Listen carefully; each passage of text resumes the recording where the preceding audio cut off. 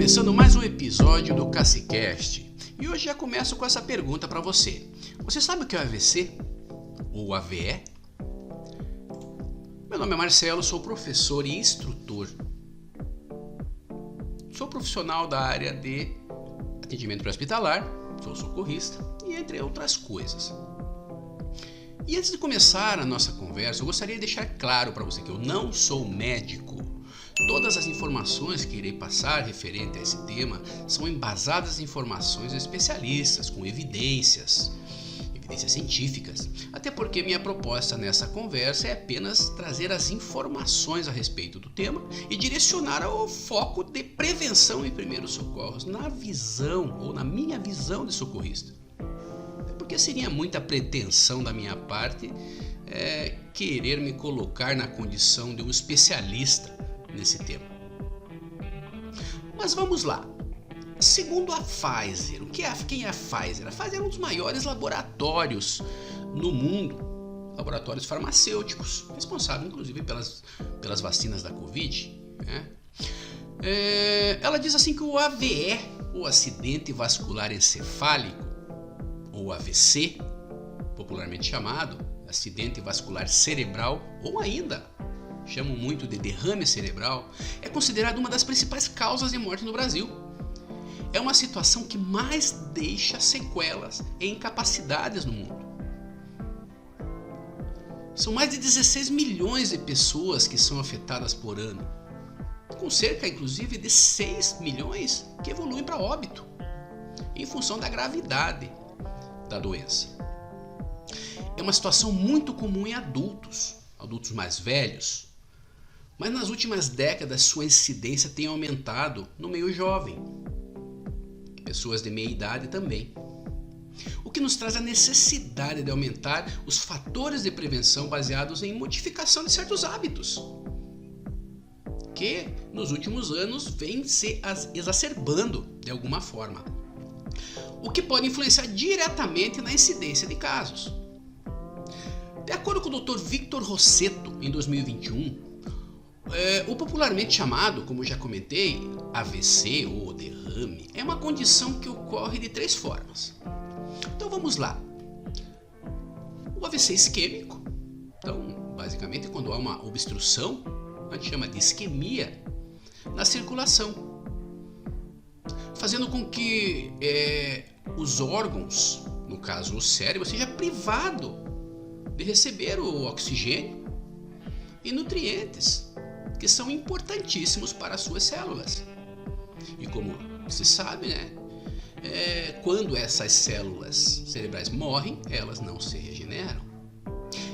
Essa condição ocorre geralmente pela formação de coágulos. Nós chamamos isso também dentro da área mais técnica de trombo, ou por embolia, a chamada tromboembolia. Então assim é chamado o AVC isquêmico, que é responsável por aproximadamente 85% dos casos. Ou seja, a maior incidência de AVCs tem relação com o isquêmico, com a interrupção, por algum motivo, por um trombo, da passagem de sangue pelos vasos. O AVC hemorrágico é aquele que ocorre com menor incidência, sobrando aí uns 15% aproximadamente em relação aí ao isquêmico. E acontece quando há um extravasamento pelo rompimento de um vaso sanguíneo dentro do tecido cerebral, claro. Mas esse tipo de condição tende a ser bem mais grave. Ele ocorre menos, mas ele é mais grave. É uma hemorragia. E não menos importante, o AVC isquêmico transitório, causado por pequenos coágulos que bloqueiam uma artéria por pequenos períodos, geralmente 2 horas, mas pode durar apenas alguns minutos, e é chamado popularmente de micro-AVC, ou AVC de aviso. Existem algumas situações que eles são chamados dessa forma. Ele não deve ser subestimado, pois ele pode ser um aviso, como o nome diz, pode ser o aviso que um AVC de maior seriedade pode ocorrer em breve. Entenda que também é uma emergência médica. Chame ajuda sempre que possível. Importante aqui salientar que o AVC não é o mesmo que aneurisma. Não dá para confundir. Aneurisma é um enfraquecimento da parede ou das paredes das artérias, fazendo com que elas se rompam. Geralmente com relação à hipertensão sistêmica, algumas doenças que fazem com que essas paredes se enfraqueçam. Mas também gera um extravasamento do volume sanguíneo. E pode-se dizer que o AVC hemorrágico é uma consequência de um aneurisma rompido. De certa forma é possível falar assim.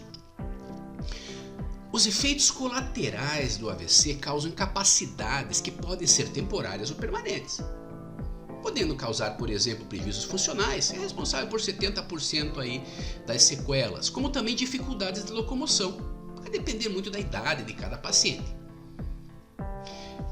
Em função dos jovens serem mais ativos, toda aquela correria da juventude, eles se sentem mais comprometidos com essas alterações, eles não se adaptam bem a essas alterações, porém eles possuem uma capacidade muito maior de se recuperar, de recuperar suas funções. Os especialistas chamam isso de neuroplasticidade. Assim, os jovens conseguem se recuperar até 100% das suas capacidades funcionais. Em 2000, um estudo realizado aqui no Paraná levantou-se que 10% dos casos ocorrem em pacientes com idade inferior a 55 anos e 3,9% em pacientes de idade inferior a 45 anos. Ou seja, aproximadamente um quarto dos casos ocorrem em pacientes menores, com menos, vamos dizer assim, de 65 anos. Os casos de AVC eles têm crescido ultimamente, nos últimos 30 anos, sendo sua incidência maior nos homens, 64% aproximadamente, contra 41% das mulheres. E os casos de óbito chegam a 100 mil pessoas anualmente, considerando todas as idades, certo? Para você ter uma ideia, 62 mil, ou 62 mil pessoas faleceram com idade abaixo de 45 anos. Houve um aumento dos casos de AVC nos jovens nas últimas décadas, é verdade. E os especialistas dividem essas condições em dois motivos principais. Primeiro, a mudança de estilo de vida. Cada jovem da população atual apresenta mais casos de obesidade. Os jovens em geral, eles apresentam mais casos de obesidade, diabetes, hipertensão do que antigamente. Antigamente, os jovens eram mais ativos. Hoje, em função das tecnologias, internet, celular, traz para uma condição mais de sedentarismo. Sendo assim, essas doenças, principalmente as vasculares, que vão se desenvolvendo em função desse sedentarismo, corroboram de forma mais direta para o AVC. E isso tem relação com algumas questões, como por exemplo a alimentação não saudável, sedentarismo, que causam inclusive alterações genéticas. E a outra situação, outro motivo que os especialistas pesquisaram, e eles dizem que tem relação com os avanços na medicina. No intra-hospitalar, os diagnósticos hoje em dia são muito mais fáceis, em função das tecnologias de ressonância, por exemplo, para a detecção de pequenos AVCs, que poderiam passar despercebidos em outras situações.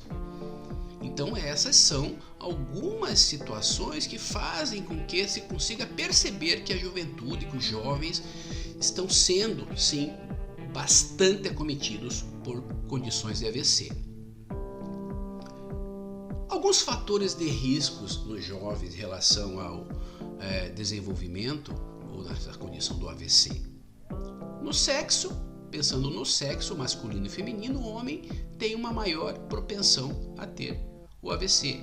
Alguns distúrbios metabólicos, como já comentado, a obesidade, o diabetes, em função de sedentarismo, doenças vasculares, pessoas com problemas como vasculites. Vasculite basicamente é a inflamação das paredes das artérias, dos vasos. Doenças do sangue, linfomas, hemofilias, entre outros. Até mesmo anemia, inclusive é uma das causas mais comuns em AVCs em crianças.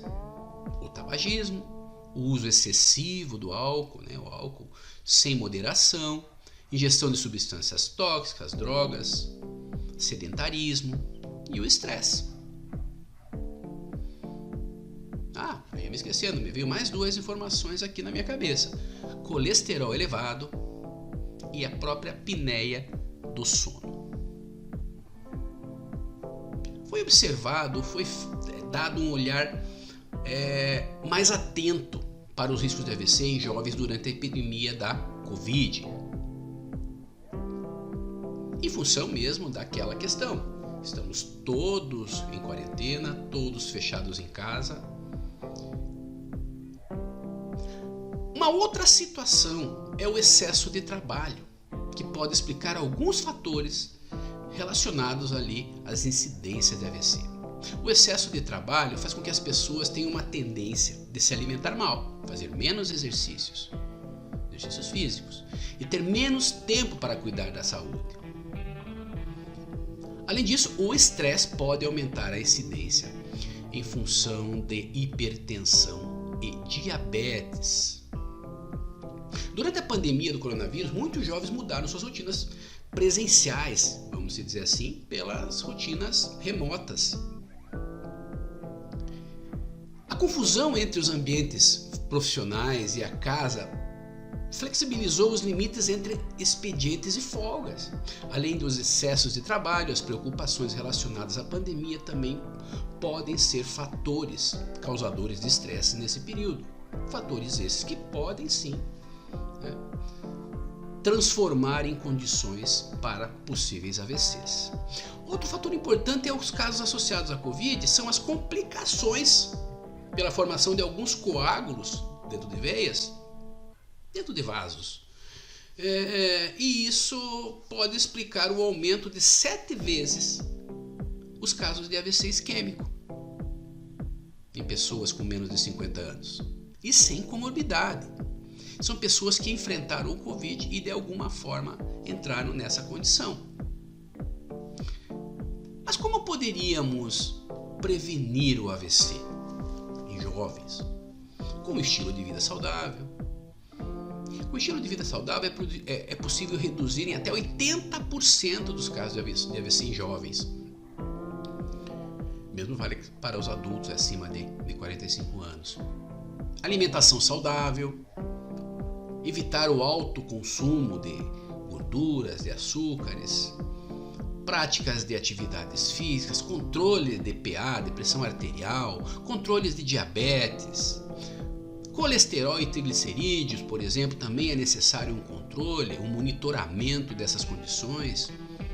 Isso é feito basicamente com exames de sangue, uma coisa muito simples.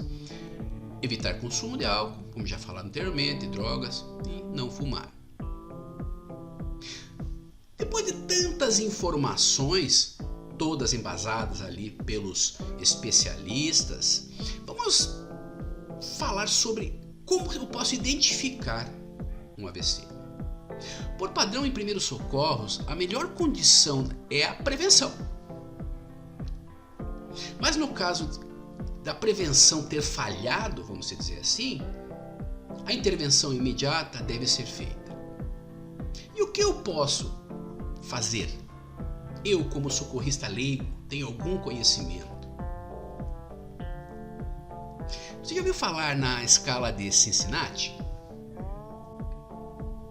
Muito bem, o AVC é uma emergência de natureza clínica. E para o atendimento extra-hospitalar, pensando agora no primeiros socorros, sua detecção somente é possível através de sinais e sintomas. Se fosse no intra-hospitalar, eu conseguiria fazer os exames de imagem, eu conseguiria tirar minhas conclusões, mas está em casa, está na rua, está no trabalho. Como identificar que pode ou não ser um AVC? Como eu falo sempre, o atendimento de primeiros socorros por leigos, ou seja, que não são da área de saúde, se acontecerem de forma precoce, podem sim reduzir possíveis agravamentos de condições de saúde. Sendo assim, alguns testes com base na escala de Cincinnati, que eu já comentei agora há pouco, se você sabia o que é, pode ser fundamental para você detectar o AVC. Inclusive nas campanhas que existem na sociedade sobre AVC, utiliza-se um mnemônico chamado SAMU. SAMU, Serviço de Atendimento Móvel de Urgência, mas nesse caso as letras têm outra significância, outro significado. O S, por exemplo, vem para sorrir. Você socorrista, deve pedir para a pessoa sorrir ou mostrar os dentes. Aqui nós estamos avaliando a simetria da comissura labial, da posição dos lábios. No caso ali que estejam assimétricos, ou seja, um lado levantou, o outro não, um lado conseguiu sorrir, o outro continua sem sorrir, considera-se positivo para AVC. Já o A do SAMU significa abraçar, pedir para a pessoa tentar elevar o braço e mantê-lo na posição elevada. Caso ele não consiga mantê-lo, considera-se positivo para AVC. Isso tem a ver com a perda do tônus muscular, a capacidade dos músculos se manterem contraídos, firmes. É uma maneira mais simples de explicar. Já o M significa música. Aí você vai pedir para a pessoa falar uma frase, falar música, pedir para cantar. Mas a gente sabe que na hora de uma situação dessa, a pessoa vai até ficar brava com você se pedir para ela cantar, obviamente. Mas pode pedir para ela falar. Uma palavra, por exemplo, repita comigo: Brasil é o país do futebol. Caso o paciente apresente dificuldade em falar, arraste a sua fala. Essas situações também podem ser positivo para AVC. Se dos 3 testes, um apenas se apresentar positivo, passe para a letra U do SAMU, porque é uma urgência. Na verdade é uma emergência, mas nós utilizamos o U de urgência. Chame ajuda imediatamente. Entenda que quanto mais rápido você conseguir colocar o paciente dentro do atendimento hospitalar, menores são as chances desse paciente ir a óbito ou ter sequelas mais complexas. Mas lembre-se, a melhor dica é a prevenção. Melhor prevenir do que remediar, não é verdade? Ainda mais quando se trata da nossa saúde. Pense nisso. Espero que vocês tenham gostado desse episódio e que tenha sido de grande valia para você. Dissemine essas informações para quem você conhece. Isso ajuda muito na prevenção do AVC. Fica a dica. Se você gostou, então, se puder, nos siga, compartilhe, divulgue essas informações. Estamos em várias plataformas de áudio, como já falado em outros episódios, como também nas principais redes sociais. Um forte abraço e lembre-se, quem conversa, aprende.